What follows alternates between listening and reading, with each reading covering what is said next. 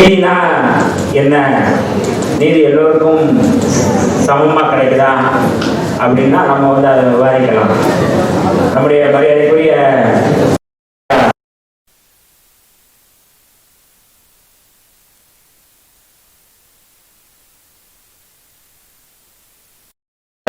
அப்படிங்கிறத ஒப்பந்தம் போடுவதற்கு இந்தியா அதில் வந்து வரல.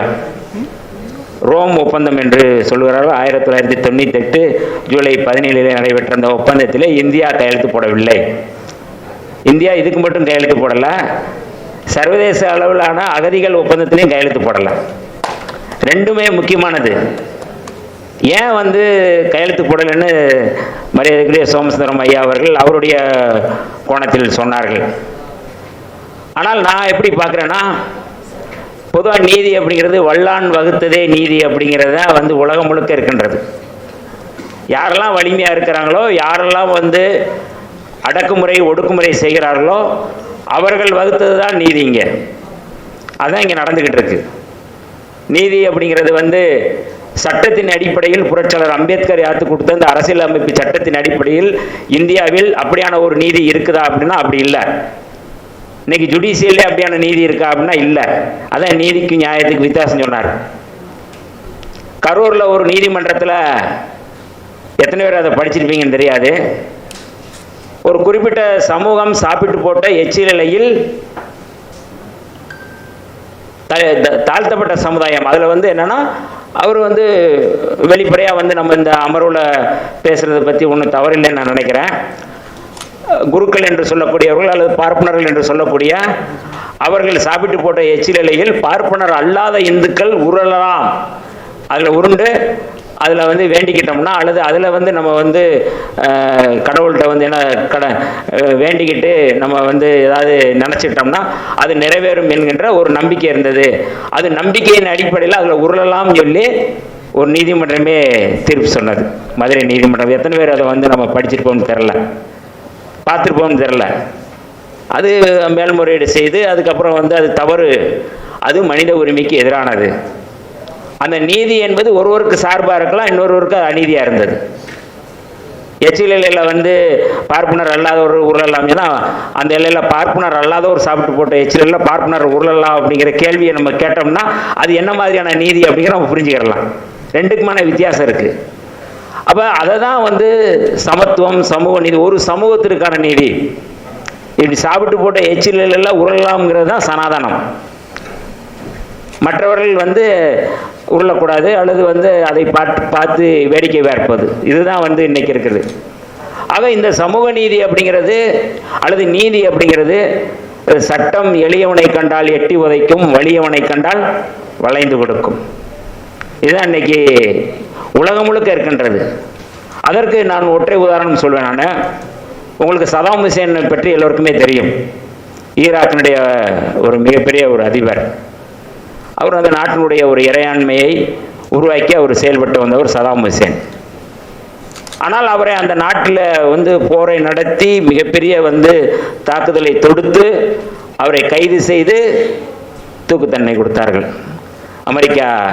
இன்றைக்கு அமெரிக்கா தான் வல்லான் வகுத்தது தான் இங்கே நீதி. நீங்கள் வந்து வெனிசுலாவில் உள்ள புகுந்து அதனுடைய அதிபர் நிக்கோலஸ் மதுரோவை அவர் மனைவியும் தூக்கிட்டு போய் அவங்க நீதிமன்றத்தில் வச்சு விசாரணை பண்ணிட்டு இருக்கிறாங்க. இதான் வல்லான் வகுத்த நீதிங்கிறது. ஆனால் இதற்கு எதிராக நாம் எத்தனை பேர் வந்து குரல் எழுப்புகின்றோம், போராடுகிறோம்? இந்த நாளில் நிறையா நடந்திருக்கு. சர்வதேச நீதிமன்றங்கள் இருக்கு. அதான் அதுக்கு பேர் தான் ஐசிசி, இன்டர்நேஷ்னல் கிரிமினல் கோர்ட்டுன்னு அதை வந்து நம்ம வந்து சொல்கிறோம். சர்வதேச நீதிமன்றத்தின் முன்னால் நிறுத்தி இவர்கள் தண்டனை வழங்க வேண்டும் அப்படின்னு சொல்லி சமீப காலத்தில் மிகப்பெரிய குரல் எழுப்பிக்கிட்டே இருந்தோம். இப்போ எழுப்பப்படுகிறது. அது ஏதாவது ஒரு அடையாளம் அல்லது ஏதாவது ஒரு உதாரணம் யாருக்காவது தெரிஞ்சால் சொல்லலாம். ஐசிசியில் இவரை நிறுத்தி இவருக்கு வந்து தண்டனை வாங்க வேண்டும் அப்படின்னு சொல்லி ஐநாவினுடைய அந்த அவையில் இருக்கின்ற மனித உரிமை மன்றத்திலே அது குரல் எழுப்பப்பட்டது, அது ஒப்புக்கொள்ளப்பட்டது. ஆனால் அதற்கடுத்து பின்பு வந்த பிறகு அது வந்து தளர்க்கப்பட்டது. தமிழீழ மக்கள் மீது மிகப்பெரிய இராணுவ தாக்குதல் நடத்தி அவர்களை இனப்படுகொலை செய்த ராஜபக்சவை சர்வதேச நீதிமன்றத்தில் விசாரணை செய்ய வேண்டும் என்று உலகம் முழுக்க குரல் எழுப்பப்பட்டது. தமிழ்நாட்டில் குரல் எழுப்பப்பட்டது. விடுதலை சிறுத்தைகள் எங்களுடைய தலைவர் அவர்கள் தலைமையில் மிகப்பெரிய ஒரு போராட்டமே நடத்தினோம். ஆனால் அது நடத்தலை. ஆனால் அமெரிக்கா நினைத்தால் யார் வேண்டுமானாலும் சர்வதேச நீதிமன்றத்தில் நிறுத்தாமலே அவருக்கு தூக்கு தண்டனை வாங்கி கொடுக்கும். அதில் ஒருத்தர் தான் சதாம் ஹுசேன். அவருக்கு மட்டும் இல்லை, பலருக்கு சூடான் நாட்டில் சூடான் நாட்டினுடைய கிளர்ச்சியாளர் அவருக்கு சிறை தண்டனை வாங்கி கொடுத்தது. அவர் அலி முகமது அலி, சூடான் நாட்டினுடைய அந்த நாட்டினுடைய விடுதலைக்காக அந்த நாட்டுக்கு மக்களுக்காக போராடியவர், அந்த நாட்டினுடைய இறையாண்மைக்காக அவர் போராடியவர் தான். ஆனால் அவர் மேலேயும் ஒரு விசாரணைங்கிற பேரில் அவருக்கு ஒரு 20 ஆண்டுகள் சிறை தண்டனை வழங்கியிருக்கிறாங்க. அதே போல் உகாண்டாவுடைய ஆர்மி தலைவராக இருந்தவர் அவர் டொமினிக் வாங்மன். அவரும் அமெரிக்காவுக்கு யாரெல்லாம் கட்டுப்படலையோ அவர்களெல்லாம் சர்வதேச நீதிமன்றத்தில் அமர்த்தி அவர்களை தண்டனை வாங்கி கொடுப்பது அப்படிங்கிறது வல்லான் வகுத்த நீதியாக இன்றைக்கு இந்தியாவில் உலகம் முழுக்க இருக்கின்றது. அப்போ இந்த நீதியை நாம் எப்படி பெறுவது? அதனால தான் புரட்சியாளர் அம்பேத்கர் அவர்கள் இந்த நீதியை நீதி சமூக நீதி அப்படிங்கிறத தனியாக பிரிக்கிறோம். சுதந்திரம், சமத்துவம், சகோதரத்துவம், இதுதான் அரசியலமைப்பு சட்டத்தினுடைய பிரியாம்பிளில் மிக முக்கியமாக இருக்குது. இன்றைக்கு இந்தியாவிலும் கூட அந்த நீதி ஒரு சார்பான நீதியாக மாறிக்கொண்டிருப்பதனால்தான் அது ஒரு சமூக நீதியாக எல்லா சமூகத்திற்குமான நீதியாக மாற்ற வேண்டும். டிரான்ஸ்ஜெண்டருக்கும் அது நீதி கிடைக்கணும். பாலின சமத்துவம், ஆண்களிடமிருந்து ஆண்கள் பெண்கள், இதில் ஆண்களுக்கு இருக்கின்ற நீதி பெண்களுக்கு இருக்கான்னா அது இல்லை. ஒரே குடும்பத்தில் அண்ணன் தங்கச்சி இருப்பாங்க. ஆனால் தங்கச்சிக்கு சொத்து இருக்காது, அண்ணனுக்கு சொத்து இருக்கும். அப்பாவுடைய தாத்தாவுடைய அந்த வாரிசு அடிப்படையில் இதை முன்னுணர்ந்து புரட்சியாளர் அம்பேத்கர் அவர்கள் இவர் 2 பேருக்கும் நீதி கிடைக்க வேண்டும். இது ரொம்ப நுட்பமான ஒரு பார்வையாக நம்ம புரட்சியாளர் அம்பேத்கரை நம்ம பார்க்கலாம். இன்னைக்கு அதனுடைய தொடர்ச்சி தான் எல்லோருக்குமான நீதி. டிரான்ஸ்ஜெண்டருக்கும் நமக்கு நீதி கிடைக்கணும், மாற்றுத்திறனாளிகளுக்கும் நீதி கிடைக்கணும். யாரெல்லாம் இந்த சமூகத்தில் புறக்கணிக்கப்பட்டு விளிம்பு நிலையில் இருக்கிறார்களோ அவர்களுக்கான நீதியை நாம் பெற்றுத்தர வேண்டிய தேவை இருக்கின்றது. அப்போ இந்த நாளை ஒரு உலக அளவிலான ஒரு சமூக நீதிக்கான நாள் அல்லது சர்வதேச நீதிக்கான நாளாக நாம் இன்றைக்கு முன்னெடுத்து கொண்டிருக்கிற சூழலில் நம்முடைய மாணவர்கள் இதெல்லாம் நம்ம ஆய்வு செய்ய வேண்டிய தேவை இருக்கின்றது. பொருளாதார குற்றங்கள் நடக்கின்றது, போர் குற்றங்கள் நடக்கின்றது. இன்றைக்கு ஈரான் மீது எவ்வளவு மோசமான தாக்குதலை நடத்தி அல்லது பாலஸ்தீனத்தின் மீதான தாக்குதலை நடத்தி காசா பகுதியில் மட்டும் தனியாக அதை துண்டிக்கின்ற வகையில் நடத்தி நீங்கள்லாம் அதெல்லாம் பார்க்குறோம். நம்ம எவ்வளோ மோசமான தாக்குதல்களை நடத்தி போரை நடத்தி வெளிப்படையாக தெரியுது. போரில் என்னென்ன காரியங்கள் செய்யக்கூடாது, மருத்துவமனைகள் தாக்குதலை நடத்தக்கூடாது, குழந்தைகள் இருக்கிற இடத்துல தாக்குதல் நடத்தக்கூடாது, இதெல்லாம் மனித உரிமை மீறலுக்கு எதிரானது. இந்த சட்டத்தில் இருக்குது. நம்ம ஐயா சொன்னது போல் ரோம் அவர்கள் அந்த போட்ட சட்டத்தில் இந்த இதெல்லாம் செய்யக்கூடாது இருக்குது. ஆனால் அதெல்லாம் மீறி செய்கிறாங்க. அதான் மனித உரிமை மீறல். நான் யுத்தம் நடந்து கொண்டிருந்த சூழல் 2008 வன்னியில் நான் அங்கே புலிகளுக்கும் சர்வதேச அளவில் எல்லா படையுமே அங்கே நிற்கிது. யுத்தம் நடந்து கொண்டிருக்கிறது. அந்த சூழலில் வன்னி பகுதியில் தமிழீழத்தில் நான் இருக்கிறேன். இங்கே இருக்கிற பெண்கள் மாணவிகள் அதெல்லாம் நீங்கள் அந்த சம்பவங்கள் நிறையா இன்றைக்கி இணையங்களில் இருக்குது. மருத்துவமனையில் இருக்கிற மருத்துவமனையில் கிபீர்மான தாக்குதல் நடத்துகிறாங்க. முதியோர்கள் அல்லது குழந்தைகள் இருக்கிற பள்ளிகளாக இருக்கும் அல்லது அதற்கான கூடங்களாக இருக்கும், அதில் தாக்குதல் நடத்துகிறாங்க. விடுதலைப்புலி பெண்கள் பெண்கள் படையணியை சேர்ந்தவர்கள் ஒரு ஒரு ஒரு கை ஒரு கை போயிட்டது. ஆனால் அந்த கையை இன்னொரு கையில் எடுத்துட்டு அதை நோக்கி அவங்க உள்ளே போய் அவர்களுக்கான பாதுகாப்பு வளையங்களை உருவாக்குறாங்க. தன்னுடைய சமூகத்திற்கு, பாதிக்கப்படுகின்ற சமூகத்திற்கு நீதி கிடைப்பதற்காக எந்த வகையில் நாம் முன்னேற வேண்டிய தேவை இருக்குது என்பதை உணர்த்துகின்ற காட்சியை நாம் பார்க்குறோம். நம்ம எல்லா இடங்களும் எத்தனை பேர் நம்ம பாலஸ்தீனம் மண் அள்ளி சாப்பிட்ட அந்த குழந்தை, நம்ம இங்கே இருக்கிறோம். நம்ம 3 வேளையும் நம்ம சாப்பிட்றோம். நல்லா நம்ம வந்து எப்படி வேணாலும் தெரியலாம். ஆனால் ஒரு சமூகம் இன்னமும் அப்படி இருக்குது. நீங்கள் எவ்வளோ பேர் பார்த்துருப்பீங்க, பாலஸ்தீனத்தில் இருக்கிற ஒரு இடத்துல இருந்து அந்த குழந்தை வந்து மணல் அள்ளி தின்னு நான் வந்து வயிற்று நிரப்புறேன் அப்படின்னு சொல்கிறாங்கன்னா அவர்களுக்கான நீதி எங்கே? இந்த மனித சமூகத்தில் என்ன மாதிரியான நீதி, என்ன மாதிரியான சட்டம், என்ன மாதிரியான வந்து வரையறைகள் இருக்குது? மனித உரிமையை இங்கே நிலைநாட்டப்படுகின்றதா? யாரும் யாரையும் வந்து ஒரு பருவம் எய்திய பிறகு காதலித்து திருமணம் செய்யலாம். ஆனால் நீ இந்த சாதியில் வந்து நீ வந்து கல்யாணம் முடிக்கக்கூடாது, அவனை காதலிக்கக்கூடாதுன்னு சொல்லி அவனை படுகொலை செய்து ஆணவ படுகொலை செய்கிறாங்க. அப்படின்னா அந்த ஆணவ படுகொலை என்பது இந்த சமூகத்தில் என்ன மாதிரியாக இருக்கிறது? அது சரியான நீதியா? இதெல்லாம் நம்ம வந்து உரையாட வேண்டிய தேவை இருக்கின்றது. இது எல்லாமே வந்து பொதுவெளியில் நம்ம வந்து விவாதித்து தான் இதை வந்து சரி செய்ய வேண்டி இருக்குது.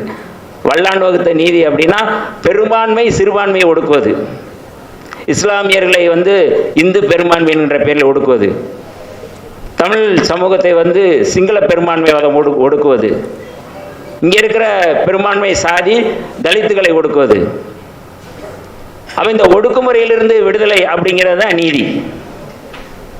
ஒடுக்குமுறை கூடாது, அடக்குமுறை கூடாது, பெண்களை ஒடுக்கக்கூடாது, தலித்துகளை ஒடுக்கக்கூடாது, விளிம்புநிலை மக்களை ஒடுக்கக்கூடாது. அந்த ஒடுக்குமுறைக்கு எதிராக போராடுகிற அத்தனை பேரும் நீதிமான்கள் தான், நீதியாளர்கள் தான். சவுத் ஆப்பிரிக்காவில் வந்து மிகப்பெரிய வன்முறை, வெறியாட்டம், இனப்படுகொலை நடந்தது, எல்லாருக்குமே தெரியும். நெல்சன் மண்டேலா வந்த பிறகு அந்த படுகொலை குறித்து அந்த படுகொலைக்கான ஒரு கமிட்டியை போட்டார். அந்த கமிட்டியினுடைய தலைவர் வந்து அருட்தந்தை டெஸ்மண்ட் டூட்டு என்பவர் தான். அவருடைய அந்த படுகொலை குறித்து விவாதிப்பதற்காக அல்லது ஆலோசிப்பதற்காக அல்லது விசாரணை செய்வதற்காக அந்த கமிட்டியினுடைய தலைவராக இருந்தார். அவர் அவ்வளவு தூரம் விசாரணை செஞ்சுட்டு சொன்னார், இவ்வளவு மோசமாக பிரிட்டிஷ் அல்லது வெள்ளையர்கள் எங்கள் மீது இவ்வளவு தாக்குதல் நடத்தினார்கள், படுகொலை செய்தார்கள், எங்களுடைய பெண்களை, என்னுடைய தாய்மார்கள், என்னுடைய தங்கைகளை இவ்வளவு மோசமாக பாலியல் வன்முறை செய்தார்கள். ஆனால் இதையெல்லாம் நாங்கள் மன்னிக்க தயாராக இருக்கிறோம், ஆனால் ஒருபோதும் மறக்க மாட்டோம், அதுதான் எங்களுடைய நீதி என்று சொன்னார் டெஸ்மண்ட் டூட்டு. ஏன் நம்ம இது ரொம்ப வலிமிகுந்த பார்வை. இது இன்னைக்கு இந்த சமூகத்தில் ஏற்றத்தாழ்வு இருக்குது, சாதிய வன்கொடுமைகள் இருக்கு, சாதிய பாகுபாடுகள் இருக்கு, ஆணவ படுகொலை நடக்கிறது, வீடுகளில் தீ வைக்கிறாங்க. ஆனால் அவர்களுக்கான நீதியை யார் பெற்றுத் தருவது? சட்டம் இருக்கின்றது, ஆனால் சட்டம் அவர்களுக்கான பாதுகாப்பை தருகிறதா? இந்த சமூகத்தில் என்ன மாதிரியான அகச்சூழலும் புறச்சூழலும் இருக்கிறது என்பதை நாம் புரிந்து கொள்ள வேண்டிய தேவை இருக்கின்றது. இதை நோக்கி நாம் வந்து நம்முடைய மாணவர்கள் இந்த நாளில் சர்வதேச அளவில் நம்ம வந்து முன்னெடுப்பதற்கு நாம் எத்தகைய சவால்களை நம்ம வந்து அதை முன்னெடுப்பதற்கு எத்தகைய சவால்களையும் நம்ம வந்து சந்திக்க வேண்டிய தேவை இருக்கின்றது. அது வந்து உள்நாட்டிலையும் சரி, வெளிநாட்டிலையும் சரி, எல்லா இடங்களையும் சரி. உங்களுக்கு மணிப்பூரில் தெரியும், மணிப்பூரில் இப்போ சமீபத்தில் நடந்தது. இதற்கு முன்பு நடந்த ஒரு 20 ஆண்டுகளுக்கு முன்பு நடந்தது. அரசுக்கு எதிராக அங்கே இருக்கிற மணிப்பூர் பெண்கள் மிகப்பெரிய போராட்டத்தை நடத்தினார்கள். இந்தியாவில் வந்து இருக்கிற இராணுவத்தை பூரா அங்கே போய் நிறுத்தி பெண்கள் வந்து நிர்வாண போராட்டமே நடத்தினாங்க. இன்றைக்கி நீங்கள் இணையங்களில் போய் பார்க்கலாம். சிறப்பு அதிகாரப்படை, அது இராணுவப்படை, எங்கள் மண்ணிலிருந்து வெளியேறு, நாங்கள் வந்து இங்கே எல்லாரும் எல்லா இன மக்கள் ஒற்றுமையாக இருக்கிறோம், நீங்கள் வெளியேறு. ஏன்னால் வடகிழக்கு பகுதி என்பது இந்தியாவினுடைய ஒரு பகுதியாக அவர்கள் ஒருபோதும் ஏற்றுக்கொண்டதே இல்லை. அவர்கள் இன்றைக்கும் இந்தியான்னு தான் சொல்லுவாங்க. மணிப்பூராக இருக்கலாம், நாகாலாந்தாக இருக்கட்டும், திரிபுராவாக இருக்கலாம். நீங்கள் அந்த பகுதியில் வடகிழக்கு பகுதியில் எந்த பகுதியில் போனாலும் இன்றைக்கும் நாகாலாந்தில் வந்து நாகா சோசலிச கவுன்சில்னு ஒன்று இருக்குது. நீங்கள் இணையங்களில் அப்படி தட்டி பாருங்கள். அவர்களுக்கான நீதிக்காக போராடுகிறார்கள், அவர் தேசிய விடுதலைக்காக போராடுகிறார்கள், அவருடைய உரிமைகளுக்காக போராடுகிறார்கள், மதம் சாதி எல்லாம் கடந்து நின்று போராடுகிறார்கள். அப்படி போராட்டத்தை ஒடுக்குவதற்காக இன்றைக்கு வந்து 2 இன குழுக்களை மோதவிட்டு அவர்களுக்குள்ள இப்போ மோதிக்கிட்டு இருக்கிறாங்க. ஒரு நீதிக்காக, சமூக நீதிக்காக, சமத்துவத்துக்காக போராடிய மக்கள் இன்றைக்கு வந்து அவர்களுக்குள்ள மோதவிட்டு அவர் இந்த பிரித்தாளும் சூழ்ச்சியை செய்ய, அதான் வல்லாண்டு வகுத்த நீதி. இந்தியாவும் அதைத்தான் செய்கிறது. வல்லாண்டு வகுத்த நீதியாக பெரும்பான்மைவாதத்தை முன்வைத்து சிறுபான்மை மக்களுக்கு அச்சுறுத்தலை கொடுக்கின்ற பௌத்தர்களுக்கு அச்சுறுத்தல், இஸ்லாமியர்களுக்கு அச்சுறுத்தல், கிறிஸ்தவர்களுக்கு அச்சுறுத்தல், எந்த சமூகம் வந்து அச்சுறுத்தல் இல்லாமல் இருக்கோ அதுதான் நாகரிகமான சமூகம். எந்த சமூகம் விடுதலை உணர்வை பெறுகின்ற சமூகமோ அதுதான் நாகரிகமான சமூகம். இன்றைக்கு பெண்கள் விடுதலை உணர்வோடு சுதந்திரமாக எப்போ உணர்றாங்களோ அதுதான் வந்து உண்மையான நாகரிகமான சமுதாயம். இதையெல்லாம் நாம் வந்து ஒவ்வொன்றாக நாம் புத்தகங்களில் பார்ப்பதில்லை. இன்றைக்கு நடக்கின்ற நாட்டில் நடக்கின்ற நாட்டு நடப்புகளை இந்த சமூக நீதிக்காக நாம் குரல் கொடுக்கக்கூடிய ஒரு பக்கத்தில் நடக்குது ஆணவ படுகொலை. அந்த ஆணவ படுகொலையில் வந்து நம்ம கண்டிக்கல, அந்த ஆணவ படுகொலைகளை வந்து நம்ம தட்டி கேட்கல, அல்லது அந்த ஆணவ படுகொலைகளுக்கு எதிராக ஒரு குரல் கொடுக்கல அப்படின்னா நாம் அந்த பார்வை என்ன விதமான பார்வை? நீதிக்கான பார்வையா இருக்கா? இதுதான் வந்து வல்லாண்டு வகுத்த நீதி. சட்டம் எளியவனை கண்டால் எட்டி வதைக்கும், வலியவனை கண்டால் வளைந்து கொடுக்கும். சட்டம் அப்படித்தான் இருக்குது. போலீஸ் ஸ்டேஷனுக்கு எத்தனை பேர் போயிருப்பீங்கன்னு தெரியாது. நம்ம உண்மையை தப்பு செய்ய மாட்டோம். ஆனால் சும்மா நார்மலாக கசங்கின சட்டை போட்டு போனோம்னா தள்ளி உட்கார்றா, அல்ல வெளியில் வரும்போதே அவனு நம்மளை ட்ரீட் பண்ணுற விதமே வேறையாக இருக்கும். வாடா போடான்னு சொல்கிறது. அதே இது வந்து கோடிக்கணக்கில் கொள்ளையடிச்சுட்டு டாப் டிப்பாக வந்து நீங்கள் வந்து ஒயிட் அண்ட் ஒயிட்டில் போய் உள்ளே போகிறான்னா அவனை கூப்பிட்டு வந்து சேரில் உட்கார வைப்பாங்க காவல் நிலையத்தில். எத்தனை பேர் அதை வந்து அனுபவிச்சிருக்கோம்? நாங்கள் அனுபவிச்சிருக்கிறோம். காவல்துறை மட்டுமல்ல, நீங்கள் வந்து சிறைத்துறைக்கு போனாலும் அதுதான். கோடிக்கணக்கில் கொள்ளையடிச்சிட்டு போகிறவனுக்கு அங்கே வந்து ஏ கிளாஸு. ஆனால் போராட்ட களத்தில் நின்று போராடி, அதாவது டாஸ்மாக் போராட்டத்தில் வந்து கைதாகி சிறைக்கு போனால் அதில் வந்து நீங்கள் வந்து ஃபஸ்ட்டு ஏ கிளாஸ்லாம் இல்லை. ஏன்னா நான் டாஸ்மாக் எரிச்சிட்டு உள்ள சிறைக்கு போகும்போது மற்றவங்கள விட நான் வந்து சாதாரண கிளாஸில் தான் இருந்தேன் நான். ஏன் இதை நம்ம சொல்கிறோம்னா, இன்றைக்கு இருக்கின்ற இந்த சூழல், உலக சூழல் முழுக்க பெரும்பான்மைவாதத்தை போய்கொண்டு இருக்கின்றது. அது சொல்ல வந்த செய்தி அதுதான். பெரும்பான்மைவாதத்தை நிலைநிறுத்தி சிறுபான்மை மக்களுக்கு சிறுபான்மைவாதத்தை இங்கே ஒரு ஒடுக்குமுறை செய்கின்ற ஒரு போக்கு இருக்கின்றது. சிறுபான்மை பெரும்பான்மை அப்படிங்கிறத, அந்த பெரும்பான்மைவாதத்தில் எந்த ஜனநாயகமும் இல்லை. அதான் புரட்சியாளர் அம்பேத்கர் இந்த ஜனநாயகத்தை முன்னிறுத்தினார். இந்த ஜனநாயகம் என்பது எல்லா மக்களும் எல்லா சமூக குழுக்களிடம் இருக்க வேண்டும். அப்படி இருக்கும் பொழுது அந்த நீதி கிடைக்கும். ஜனநாயகம் எங்கு மறுக்கப்படுகின்றதோ, அந்த ஜனநாயகம் எங்கு புறக்கணிக்கப்படுகின்றதோ அங்கு நமக்கான நீதி மறுக்கப்படுகின்றது. அதான் இந்த நாளுக்கான நாம் உறுதிமொழி எடுக்கக்கூடிய மிக முக்கியமான செய்தி. இப்போ வீட்டிலேயே வந்து ஆம்பளை பையனும் பொம்பளை பிள்ளை இருந்துச்சுன்னா நம்ம பேசிகிட்டு இருக்கும்போது பொம்பளை பிள்ளை நீ என்ன பொம்பளை பிள்ளை கொடுக்க பேசுகிற அப்படிங்கிற ஒரு அதிகாரமும் அல்லது ஆணவம் அல்லது ஆணாதிக்க மனநிலை இது எல்லாமே வந்து அதில் இருக்கும். அங்கே ஜனநாயகம்ல ஒரு கருத்து ஒரு குடும்பத்தில் பேசுகிறோம்னா அந்த குடும்பத்தில் வந்து இந்த மாதிரி நான் ஒரு பையனை காதலிக்கிறேன் அப்படின்னு சொன்னால் அதை சொல்கிற அந்த சொல்லை அல்ல அந்த உணர்வை விவாதிக்கக்கூடிய பண்பு இல்லை அங்கே. அதான் ஜனநாயகம் இல்லை. நான் ஒரு குடும்பத்தில் நடக்கிறத ஒரு சுருக்கமாக சொல்கிறேன். நான் ஒரு உதாரணத்துக்காக, இதுதான் எல்லா இடங்களையும் இருக்கின்றது. ஒரே நாட்டில் 2 தேசிய இனக்குழுக்கள் இருக்குது. நாங்கள் ஒன்று அடக்குது, ஒடுக்குமுறை செய்கிறாங்க, எங்களை இனப்படுகொலை செய்கிறாங்க. இந்த இனப்படுகொலைகளை நாங்கள் ஆதரிக்க மாட்டோம், நாங்கள் தனியாக நாடு போகிறோம் அப்படின்னு சொன்னதான் தமிழீழம் அப்படிங்கிற ஒரு கோரிக்கை. ஆனால் பெரும்பான்மைவாதம் நாங்கள் ஏற்றுக்கொள்ள மாட்டோம் என்று சொல்லி ஒடுக்குமுறை செய்கின்றது, அடக்குமுறை செய்கின்றது. இன்றைக்கு இந்தியாவில் கூட ஒரே நாடு ஒரே மொழி என்பது கூட அந்த ஜனநாயகத்துக்கு எதிரானது. ஏன்னா இந்தியா வந்து பல்வேறு தேசிய இன குழுக்களை, பல்வேறு தேசிய இனங்களை உள்ளடக்கிய நாடு இந்தியா. அப்போ ஒரே மொழி ஒரே நாடு என்பது, ஒரே மொழி என்பது இந்தி மொழியாக, இந்தி மொழிக்கு பின்னாடி இருக்கின்ற சமஸ்கிருதமாக, அதை நிர்வகிக்கக்கூடிய சமஸ்கிருதம் மயமாக்கக்கூடிய ஒரு போக்கு இருக்கின்றது. அப்ப நீங்க வந்து இந்த பன்முகத்தன்மை, புரட்சியாளர் அம்பேத்கர் இந்த அரசியலமைப்பு சட்டத்தை எழுதும் பொழுது மிக முக்கியமாக இந்த பன்முகத்தன்மை தான் அவர் நிறுவுறார். ஆனால் இந்த பன்முகத்தன்மைக்கு எதிராக அவர்கள் ஒரே நாடு ஒரே மொழி என்பது, அவர்கள் ஒரே நாடு முழுக்க இந்தியாக அல்லது வந்து சமஸ்கிருதமாக மாற்ற முயற்சியார்கள். அது இந்தி தான் இந்துத்துவமாக மாறும். அப்போ இந்துத்துவமாக இன்றைக்கு புரட்சியாளர் அம்பேத்கர் யாத்து கொடுத்த அந்த அரசியலமைப்பு சட்டத்தில் வந்து நீங்கள் வந்து மதச்சார்பின்மை, அந்த மதச்சார்பின்மை நீக்கிவிட்டு அவர்கள் இந்துத்துவ நாடாக மாற்ற முயற்சி செய்வது என்பது, அதான் நீங்கள் வந்து நீதி மறுக்கப்படுகின்றது, சமூக நீதி மறுக்கப்படுகின்றது. ஆக இதற்கு எதிராக நாம் மாணவர்கள் அரசியல்படுத்த வேண்டிய தேவை இருக்கின்றது. இதெல்லாம் கிரிமினல். இந்த மாதிரி நீங்கள் இருக்கின்ற பன்முகத்தன்மையை நீங்கள் ஒருமைத்துவமாக மாற்றுறது அப்படிங்கிறது அரசியலமைப்பு சட்டத்துக்கு எதிரானது, அது குற்றம்.